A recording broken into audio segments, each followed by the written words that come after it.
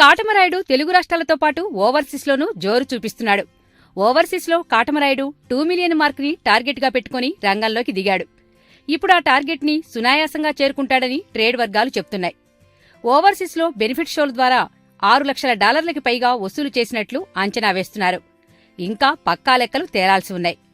గతంలో పవన్ అత్తారింటికి దారేది చిత్రం $1.90 million, Sardar Gabbar Singh $1.07 million వసూలు చేశాయి.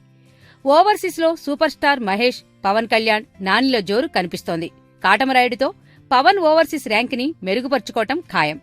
పవన్ కాటమరాయుడుతో అభిమానులకి విందు భోజనం పెట్టేశాడు.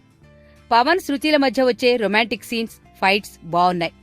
మొత్తంగా పవన్ అభిమానులను ఖుషీ చేస్తోంది కాటమరాయుడు. ఈ వీడియో గనక మీకు నచ్చినట్టయితే లైక్ చేయండి, షేర్ చేయండి, సబ్స్క్రైబ్ చేసుకోండి.